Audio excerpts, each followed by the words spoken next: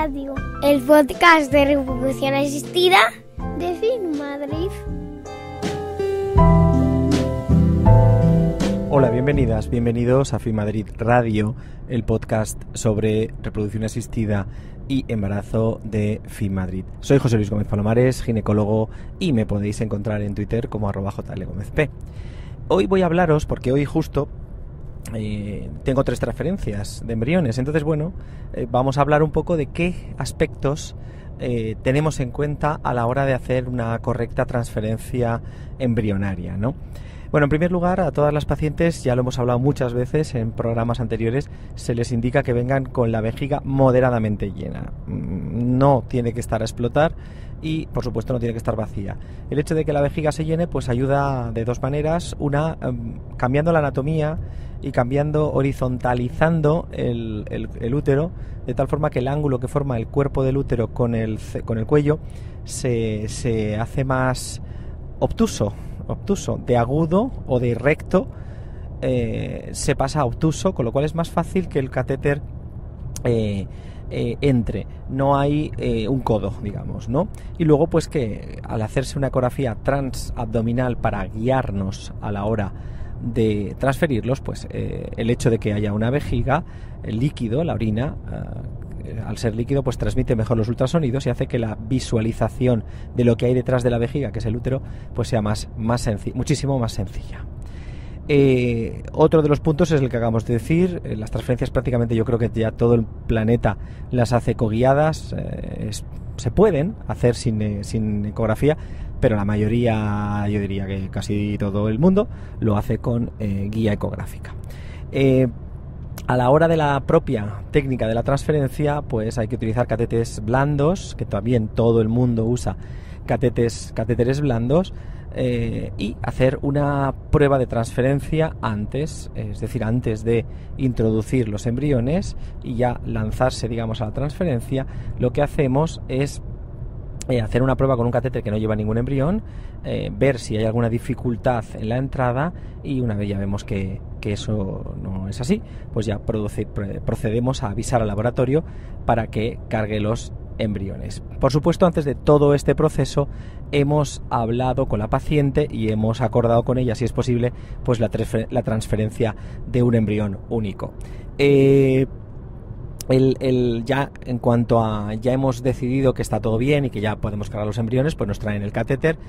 Normalmente aquí lo que hemos hecho es dejar, cuando hemos hecho la transferencia de prueba, el catéter tiene 2 partes, tiene la parte externa y una parte interna, que es la guía.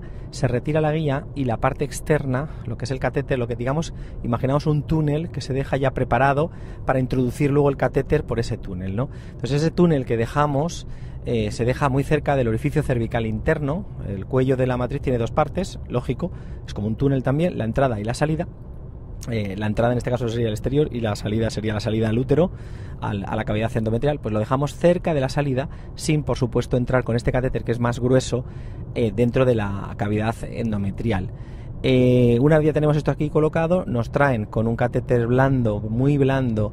Nosotros solemos usar el catéter Wallace, de la marca Wallace.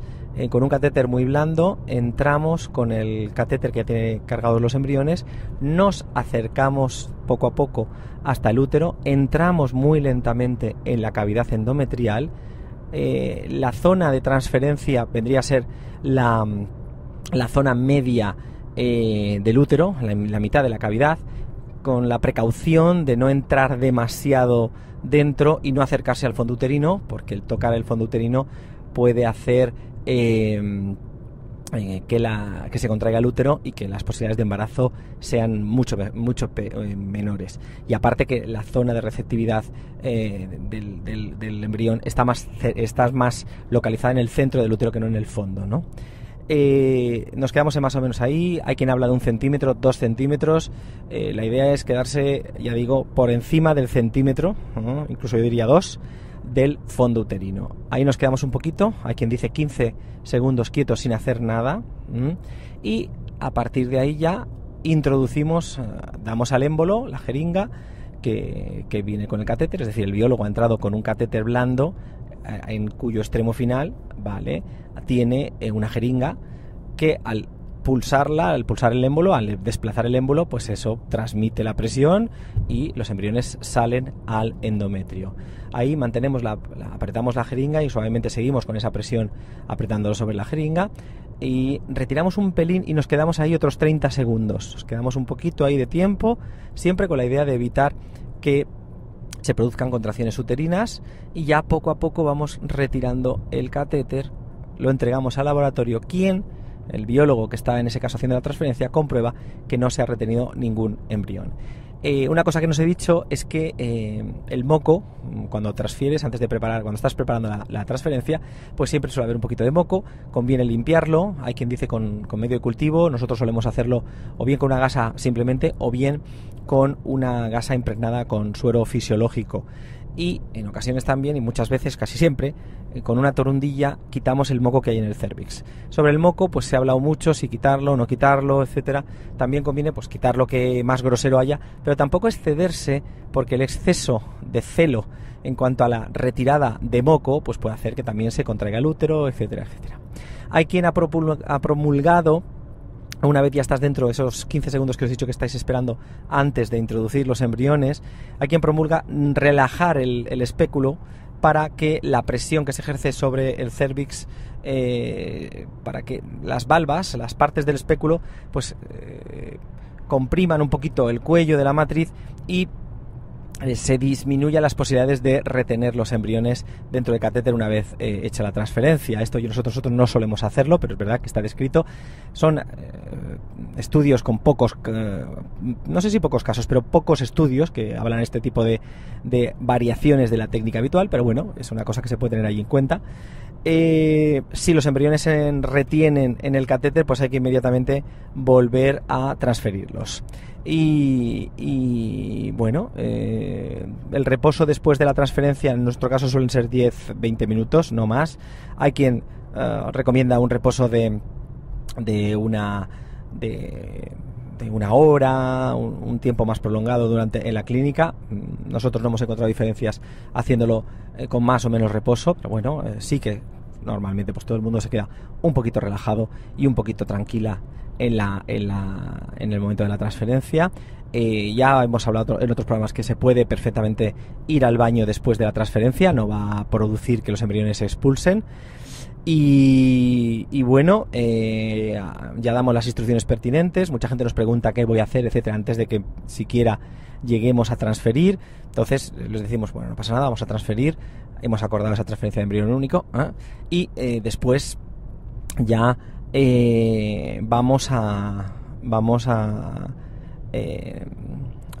proceder a dar las instrucciones pertinentes, etcétera, etcétera, etcétera, y ya vamos a dar la prueba de embarazo, que en nuestro caso es a los 14 días, en sangre siempre, y la progesterona vaginal que se añade y que se añade, que normalmente ya se ha añadido, pues nosotros comenzamos el día después de la punción ovárica. Esto sería así a grandes rasgos lo que tenemos en cuenta. También yo diría una cosa un poco obvia, pero que a veces olvidamos, y es pues estudiarnos la historia completa antes de entrar, ¿no?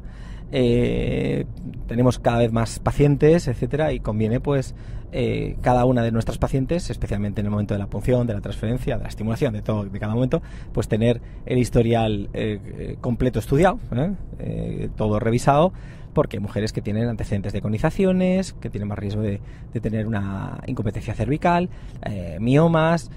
Todo esto evidentemente se va a ver en la ecografía que se haga en el momento, pero conviene pues tener el caso bien sabido antes de proceder a la transferencia, y así pues el diálogo y el acuerdo que se podrá establecer en cuanto al número de embriones a transferir, o cómo se percibirá, si hay una dificultad añadida de transferencias previas, pues todo este tipo de detalles pues se transmiten y hacen que, no es que se transmitan, es que el acto médico pues es mucho más placentero para ambas partes. Por ejemplo, me refiero también a mujeres con vaginismo, en las cuales pues no puedes automatizar el proceso y decir que voy a proceder con un catéter estándar. Pues a lo mejor tienes que coger lo que llamamos espéculos virginales, el espéculo pequeñito, para poder transferir con ella más cómoda. Hace poco hemos tenido una transferencia donde ya en la transferencia previa se advirtió de que había que utilizar el espéculo largo, un espéculo metálico más largo de plástico habitual que tenemos, de tal forma que cuando ya entramos, me acuerdo que el auxiliar le dije, oye, hay que utilizar el espéculo largo, y ella misma me dijo, lo sé. Es decir, también el equipo se había leído la historia por completo. Este tipo de cosas hacen que el total del proceso pues se cuiden los detalles, que los detalles es donde está el éxito en la reproducción asistida. En esto es como cualquier parte de la medicina, pero me acuerdo de la UCI de neonatos, ya no los grandes aparatos, sino los detalles de todo el personal hacen que la tasa de supervivencia de los recién nacidos pues aumente considerablemente. Pues aquí sería un poco lo mismo. La tasa de implantación de nuestros pequeños embrioncitos de uno en uno aumenta con valoración de estos pequeñísimos, importantísimos también detalles. Después de esta reflexión casi académica, pues nada, me despido y, como siempre, muchísimas gracias por estar ahí. Un saludo.